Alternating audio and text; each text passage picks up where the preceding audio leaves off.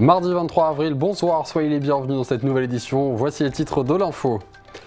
La RN4 déviée depuis le 15 avril et sème des embouteillages dans la cité Bragarde en cause des travaux qui dureront jusqu'au 12 juillet prochain.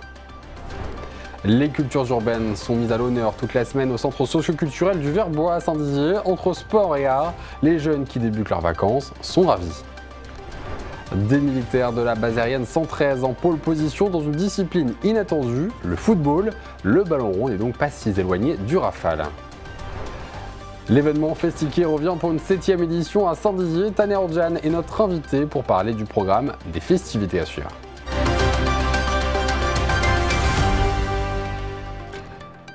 Et vous l'avez sûrement remarqué si vous habitez ou travaillez à Saint-Dizier, depuis quelques jours, de nombreux camions sont de passage dans les artères de la ville. Le trafic de la route nationale 4 a en effet été dévié à cause de travaux, occasionnant quelques ralentissements en ville. Un embarras qu'a entendu la municipalité qui s'est entretenue la semaine passée avec les services de la direction interrégionale des Rousses de l'Est pour en tenter de trouver des solutions pour alléger le parcours des déviations. Théophile Aubrio. Il y a beaucoup de camions qui passent. Et beaucoup de voitures aussi. Pour une promenade à pied, l'endroit n'est pas idéal, à moins d'aimer le bruit. Sur cette avenue, le trafic routier est presque saturé. Depuis une semaine, de nombreux véhicules sont contraints de traverser la ville. Les poids lourds circulant habituellement sur la RN4 doivent s'engouffrer dans Saint-Dizier, créant parfois d'impressionnantes files de camions. C'est un peu le bordel, surtout avec les poids lourds et... Surtout la nuit, vu que j'habite pas loin, il y a les poids lourds qui passent. Mais bon, après, il faut bien que les travaux se fassent. La déviation concerne le sens Paris-Nancy. Le détournement commence au niveau de l'échangeur des Nations. Poids lourds et automobilistes sont invités à emprunter la départementale 635 pour poursuivre leur déplacement. Les véhicules traversent ensuite la ville pour rejoindre la N4 au niveau d'Ancerville. Résultat, dans Saint-Dizier, les avenues Raoul-Laurent et Edgar Pisani sont plus empruntées que la normale, créant parfois des ralentissements, même en journée. Contacté, la mairie indique avoir échangé avec la Direst pour réduire l'impact du trafic routier dans Saint-Dizier. Les travaux en cours sur la RN4 ont fortement impacté le trafic routier dans Saint-Dizier la semaine dernière. Depuis vendredi dernier, le giratoire du Relais des Nations permet de trier les flux, laissant uniquement les véhicules se dirigeant vers Nancy traverser Saint-Dizier. Dans un communiqué, la Direst s'est dite consciente des désagréments que ces travaux engendrent. Les travaux dans le sens Paris-Nancy devraient perturber la circulation dans la cité Bragarde jusqu'à mi-mai, mais les travaux continueront sur la RN4 jusqu'à mi-juillet. C'est par le biais d'un communiqué de presse que le maire de Commercy, Jérôme Lefebvre, a annoncé sa décision donc de démissionner de son poste de premier magistrat de la 3e ville du département meusien pour raisons personnelles. Cette démission doit maintenant être acceptée par le préfet. À partir de là, l'intérim à la tête de la ville sera alors assuré par le premier adjoint jusqu'à convocation d'un conseil municipal, ce qui doit se faire dans un délai de 15 jours suite à la décision du préfet afin donc de procéder à l'élection d'un nouveau maire pour la ville. La ville de Saint-Dizier organise toute une semaine autour des cultures urbaines, skate, danse ou encore concerts, des événements pour apprendre à connaître la variété de la culture urbaine dans toutes ses formes. Clémentine Coppola, Pompeo Coppola et Gueltas Philippe. Ils ont tous des âges différents, mais sont venus pour la même chose. Découvrir des tableaux version art urbain. Hier a eu lieu le vernissage de l'exposition Street Art au centre socio-culturel de Saint-Dizier. À l'occasion de la semaine Street Bragarde, la ville expose des artistes locaux, Sébastien Scoro et C2P2L, et organise une rencontre avec le public. Spectacles de danse, battle, conférences, concerts. Ce vernissage n'est que le coup d'envoi d'une semaine dédiée aux cultures urbaines au sens large.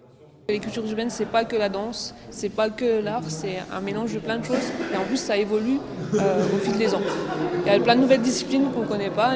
Maintenant, on parle beaucoup du foot freestyle ou du double dutch. Voilà, c'était des disciplines dont on n'entendait pas parler avant, alors que ça fait partie des cultures urbaines. La nouveauté de cette année, les battles de breaking, des duels de danse urbaine qui sont dédiés aux débutants.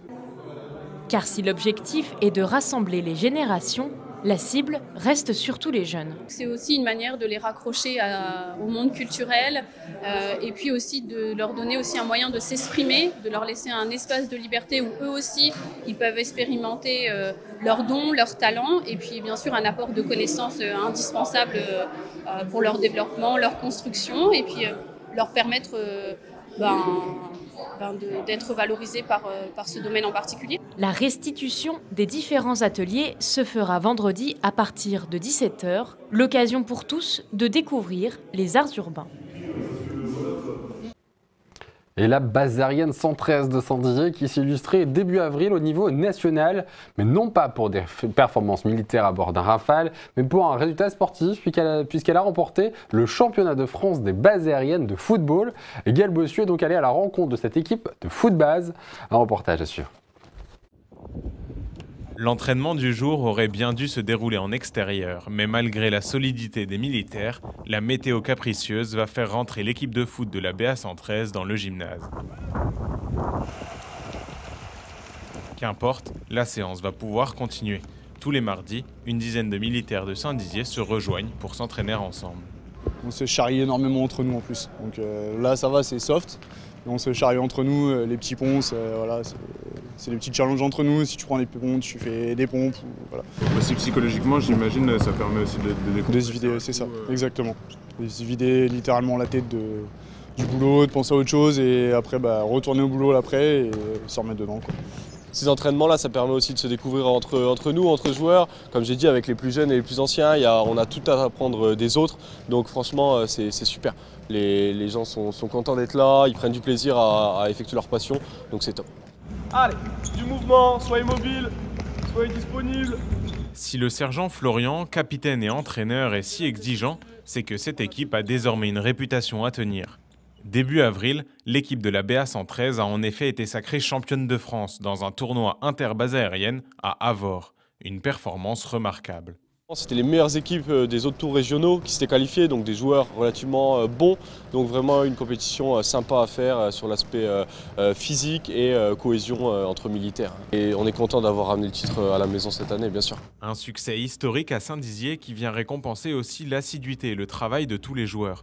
D'autant que l'organisation d'une équipe de militaires n'est pas évidente.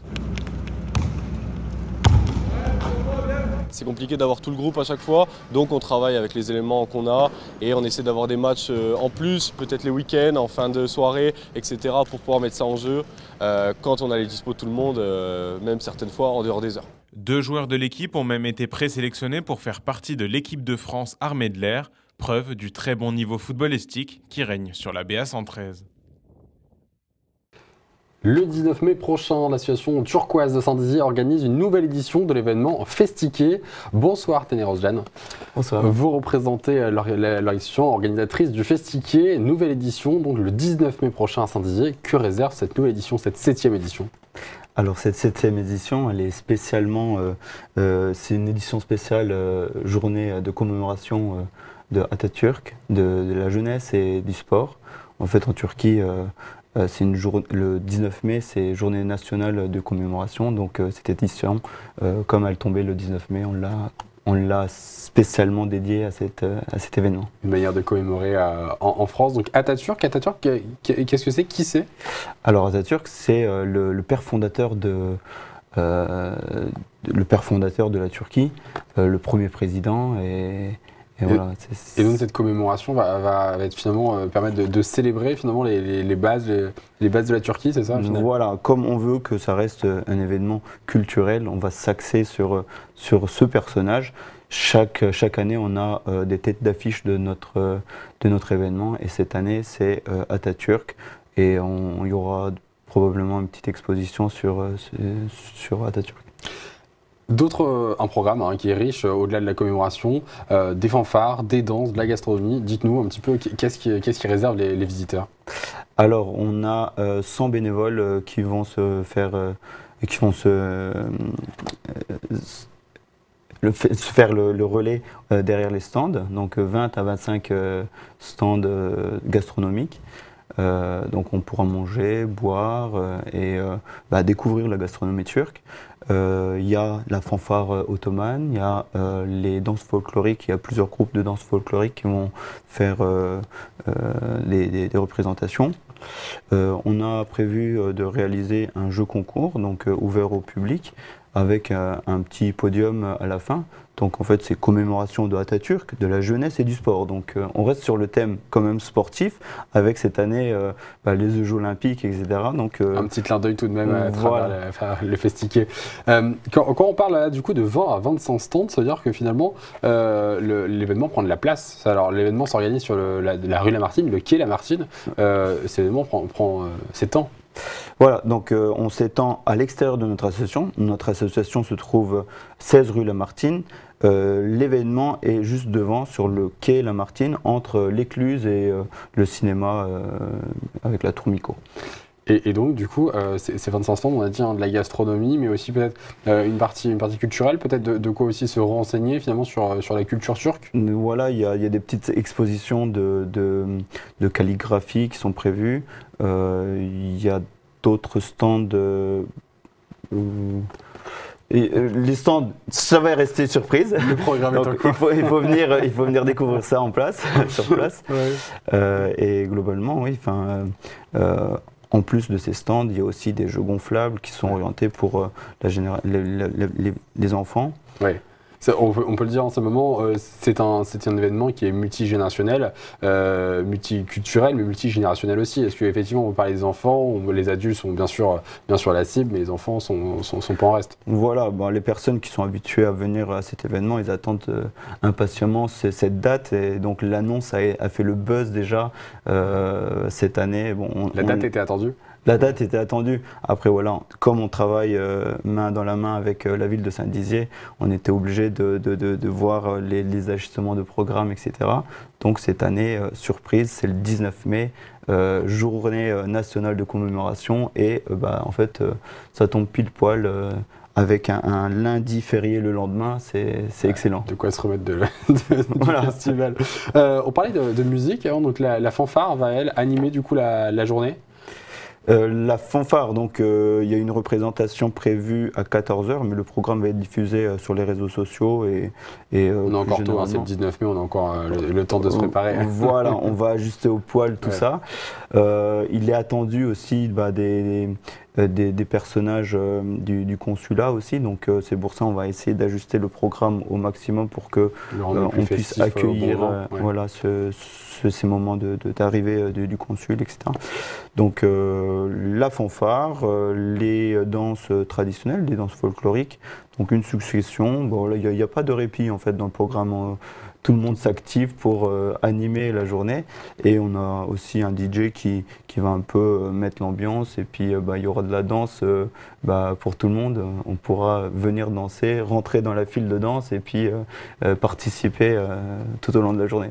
Donc, on le redit, cet événement organisé le 19 mai prochain de 11h à 19h donc sur le quai Lamartine à Saint-Dizier, un événement franco-turc organisé par l'association turquoise dont vous êtes le secrétaire. Juste petite dernière question, pourquoi finalement avoir voulu créer cet événement? C'est un événement pour rassembler, pour fédérer autour de la communauté, ou pour casser des mœurs? C'était quoi? Voilà, casser des mœurs, c'est exactement ça. On voulait faire on voulait dévoiler un peu ce qui s'y passe dans cette association, parce que à Saint-Dizier, les Turcs sont connus pour être un peu cloisonnés. Et du coup, là, c'est journée porte ouverte. Donc, on pourra visiter l'association, on pourra regarder ce qui se passe à l'intérieur. Et voilà, c'est démystifier cette association et puis montrer la culture. Et s'amuser surtout. Voilà. Merci beaucoup d'avoir été avec nous, Taner. Cet événement, je le redis, le 19 mai prochain, de 11h à 19h, rue Lamartine à Saint-Dizier. Et bien sûr, ouvert à tous. Merci d'avoir été avec nous. Tout de suite, votre émission Territoire vous donne rendez-vous avec Clémentine Coppola, musée de Saint-Dizier, pour vous faire découvrir une nouvelle œuvre de cette collection. Et nous, on se retrouve pour l'information demain à 19h. Très bonne soirée.